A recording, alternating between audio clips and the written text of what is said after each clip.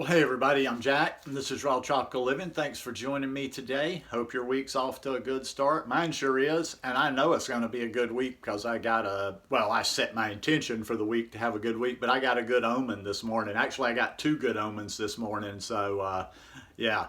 I don't normally see them. It's not like it's a rare sighting, but I don't normally see a woodpecker just come into my yard, and I just saw the prettiest woodpecker come into my yard this morning.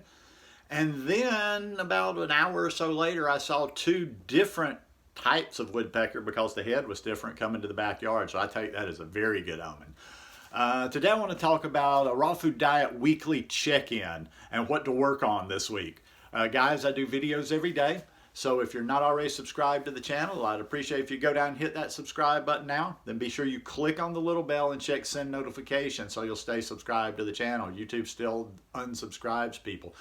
While I'm thinking about it, if any of you are watching and you're not already following me on Instagram, please go over and follow me on Instagram. It's Raw Tropical Living there as well. Main reason I'm asking is I want to get the feedback here, but I want to get the feedback from people that watch my channel, but it's easier to take polls and do things through over there. I was talking, this isn't one of mine, this is just an old one that pretty much suits me, dazed and confused.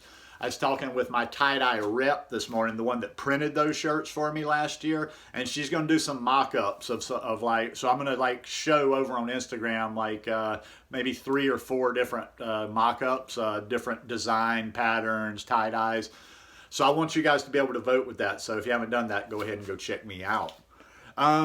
This is kind of a sort of, but not really, a continuation of that video last week, the Raw Food Diet Summer Challenge. And if you haven't seen that one, go watch it. I'll put a link for it right up here, or right up here. I never know when I'm doing the thing. But I just thought I'd kind of roll with that. And this wasn't planned. I just kind of was sitting at my desk this morning, having my watermelon juice, was thinking about some things, and I rolled into this one. Kind of what would be a good continuation of that. And that's a weekly check-in. Now, this is something, and listen, I like to teach practical. I like to teach the process. I'm not into this ad nauseum repetition of stuff. I was just talking with a friend about that this morning. I'm tired. Do you really need to hear the Raw Food Diet Bible and all its facts recited day after day after day? I was talking about people that always, like every time you show, like I'm very good. I can show a piece of fruit or I can show an image and I know exactly the comments that are going to get there because they're the same every time. People want to dazzle you with their knowledge like, did you know the seeds, what are you going to do with the seeds? The seeds will do this. You can grind them. You can snort them. You can put them, and it's just like, just stop. That's why you're not doing the lifestyle, because you're babbling on and on about your little raw food diet fun facts that all your gurus taught to you. But yeah, no, here's how I would say continue that. And just a real quick recap, the quickest of quick recaps, is basically what I was talking about in my Raw Food Diet Summer Challenge, is just to challenge yourself this summer to move forward. In other words, wherever you are right now, simply do better. Maybe you're not eating any raw. Maybe you start having watermelon juice every morning, or maybe you start having fruit for breakfast every morning. Maybe you're only eating a little bit. Maybe you go from 1 raw meal a day to 2. Doesn't matter. Wherever you are, just do it. And I think a great way would be to have a weekly check-in. And I started thinking, and then I was rolling. I just kind of got on a free flow, and I was rolling with my notes. And on this weekly check-in, you know what would assist it a lot? That food journal that I tell you should do.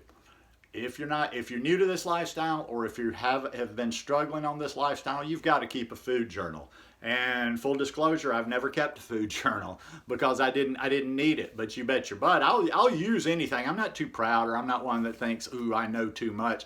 I use any means necessary to accomplish whatever I need to do. So, food journal. You have your weekly check-in. Let's say you had watched that video last week. You decided, okay, I'm going to do the challenge. I'm going to try to continuously get better over the summer. You sit down today and you see what you did. You go back and evaluate your week. With that food journal, it's in black and white. It's right there. You're not going to be, your memory's not, you're not going to be like, oh, I didn't do too bad. No, it's right there. You go back through there. You see what you've done, and you're like, okay, well, let's see. Maybe I could have gotten some more fruit on that day. Maybe I could have started my day with watermelon juice or some fresh melon. Or maybe I could have, instead of making this choice for lunch, I could have had this for breakfast, and then I could have had this for lunch, and just kept on. But just like that, and then you break it down, and you start learning how to do this thing. But even if you're getting help, when you've got that food journal, you've got it there to show people. There's no, like, let's say, I mean, I'm not a coach and I'm not really into that one-on-one because people are lazy, and I'm not good at doing things if people aren't going to get the results of it. But okay, so you bring it to somebody. Let's say you're having problems and you're struggling, whether it's a person you go to one-on-one, a group, or whatever. You open it up, you say, hey, I'm having a problem with this. Then you've got details to give them. They're not just lost trying to guess at what it is. Then they can say, well, here it is. Why don't you do this? Or why don't you adjust this? Instead of doing this, do this, or add this. Or maybe you want to take this out. Or it could just be as simple. It could be subtle things. You could be like, okay, this might have worked in a better order. Maybe I should have eaten this first, waited a little bit, and then eaten this one. But you can get all kind of information like that. And if you were to do that week by week and be analytic about it, and just sit down, you look at your food journal on Monday, you're like, all right, here's what the last week was. Here's where I can improve.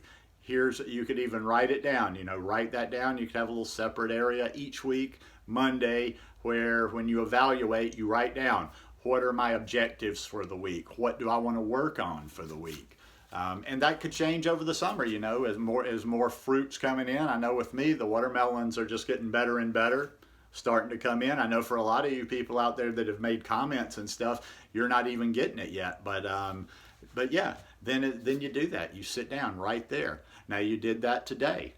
Now you go about your week. You keep doing your food journal. And you build on what you did the week before. That's the number one thing of anything you're doing, about any kind of progress you're making in any field, whether it's academia, whether it's your job, whether it's whatever. You just keep moving forward. You just keep moving forward. As long as you're moving forward, you should never really feel bad. You may not be moving forward as quickly as you want to go, but you're still making progress. You're still moving forward. So you see where that could go, and you see where that could go in a short period of time, just over the summer. And the summer is a good time to really let this lifestyle set in, because this is, for most people in most places, this is the easiest time of year to do it. So if you really worked, if you did the summer challenge, if you had a food journal, you were writing down, you sat down every Monday, you evaluated, you set your objectives for the week, or you could do it on Sundays. Sometimes Sunday's a better organizing day.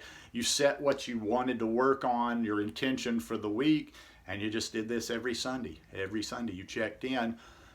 Write down, you might even have like a little space in your food journal where you write down your thoughts about the week, or just kind of, sum up the week. What were your strengths, where did you fall short?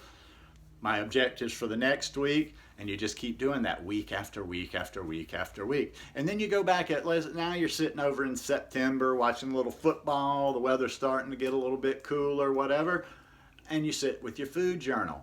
And you go in there and you see what your progress was. Well, you should be able to see it in your day-to-day life. You should be over 3 months, depending on where you are. You should be able to just see without looking at it, but you will be able to go back and see those subtle changes. But it's always a troubleshooter. Write that stuff down. I can't stress that enough. Write that stuff down. And you know what? I would almost go so far as to say, stop asking questions. If you're not going to put anything into it, stop just asking random questions and being lazy and wanting everybody to spoon feed it to you. If you're struggling and you don't have a food journal, then just continue to struggle.